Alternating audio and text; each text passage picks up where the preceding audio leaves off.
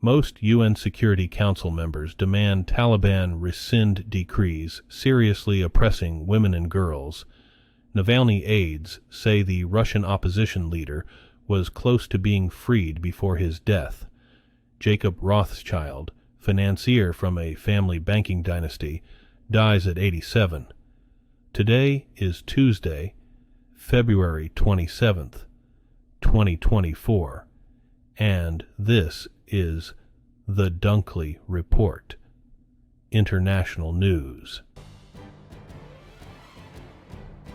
More than two-thirds of the UN Security Council's members have demanded that the Taliban rescind all policies and decrees oppressing and discriminating against women and girls, including banning girls' education above the 6th grade and women's right to work and move freely. A statement, Monday, by 11 of the 15 council members, condemned the Taliban's repression of women and girls since they took power in August 2021, and again insisted on their equal participation in public, political, economic, cultural, and social life. The statement was issued before a closed council meeting on UN Secretary-General Antonio Guterres' recent meeting with over 25 envoys to Afghanistan in Qatar. Associates of Russian opposition leader Alexei Navalny say talks had been underway to exchange him for a Russian imprisoned in Germany. Navalny ally Maria Pevchikh said those talks were in their final stages on February 15th, the day before Navalny was reported dead. Her claims, reiterated by other Navalny aides, could not be confirmed, and she did not offer evidence to back them up. She said Navalny and 2 U.S. citizens held in Russia were supposed to be swapped for Vadim Krasikov, a Russian serving a life sentence in Germany for the 2019 killing of a 40-year-old Georgian citizen of Chechen descent. President Vladimir Putin has hinted at wanting Krasikov exchanged. Jacob Rothschild, the financier and philanthropist from the Rothschild banking dynasty, has died at 87.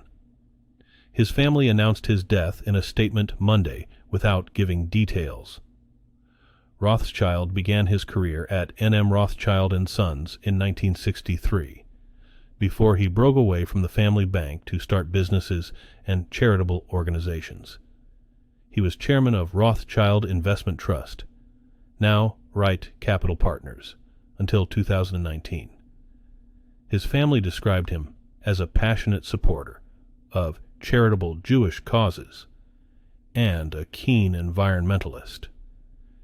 He was chairman of the Board of Trustees at London's National Gallery and chair of the National Lottery Heritage Fund.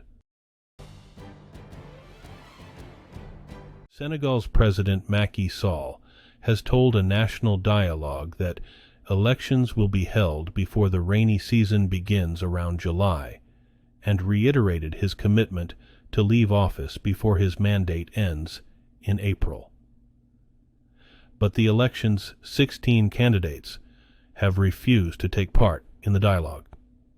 They insist that an election date must be set as soon as possible, in line with a court order earlier this month. Sall had postponed the election while citing unresolved disputes over who could run. But the Constitutional Court struck down the delay as illegal. Senegal had been seen as one of Africa's most stable democracies. Police in the Caribbean say they believe a U.S. couple whose catamaran was hijacked by 3 escaped prisoners were thrown into the ocean and died. Announcements Monday by police in Grenada and in St. Vincent and the Grenadines were a blow to those who were independently helping search for Ralph Hendry and Kathy Brandel and had hoped they were still alive. Don McKenzie, police commissioner of the Royal Grenada Police Force, says the 3 prisoners escaped on February 18th and hijacked the catamaran Simplicity the following day. They were arrested last Wednesday in St. Vincent. He says information suggests the prisoners disposed of the couple while traveling between Grenada and St. Vincent. Australian police have found the bodies of a couple shot and killed by an ex-boyfriend who happened to be a police officer hours after he admitted to killing and hiding them under rocks and debris on a rural property. The bodies of Jesse Baird and his partner, Luke Davies, were found on Tuesday in the same surfboard bags that police allege the killer used to carry them from Baird's Sydney home, where they were killed last week. The breakthrough came when Senior Constable Beau Lamar Condon spoke to detectives at a Sydney prison on Tuesday and told them where to look. Lamar Condon dated Baird until late last year and was charged on Friday with the murders of both men. The Palestinian Prime Minister has announced the resignation of his government. That move paves the way for a shakeup in the Palestinian Authority, which the U.S. hopes will eventually take on a role in post-war Gaza. Many obstacles remain to making a revamped Palestinian Authority a reality. Palestinian President Mahmoud Abbas, whose forces were driven from Gaza by Hamas in 2007, has made clear that he would like the PA to govern the enclave after the war. But it is deeply unpopular among Palestinians, and Israeli Prime Minister Benjamin Netanyahu has roundly rejected the idea of putting the authority in charge of the territory. The official Wafa news agency announced Abbas accepted the resignation late Monday. Sweden's bid to join NATO, held up for almost 2 years, cleared its last hurdle when Hungary gave its go-ahead Monday to let the Nordic country into the alliance.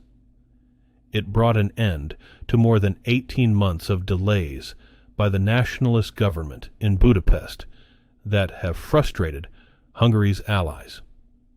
All existing NATO countries must give their approval before a new member can join the alliance. Hungary was the only holdout.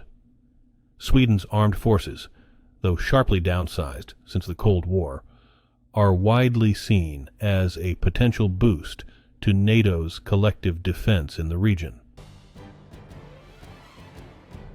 Israel's defense minister vowed to step up attacks on Lebanon's Hezbollah militant group even if a ceasefire is reached with Hamas in the Gaza Strip. Defense Minister Yoav Gallant said Sunday that anyone who thinks that a temporary ceasefire with Gaza will also apply to Hezbollah is mistaken. Hezbollah has been exchanging fire with Israel throughout the war in Gaza, but has said it would halt its nearly daily attacks on Israel if a ceasefire were reached in Gaza.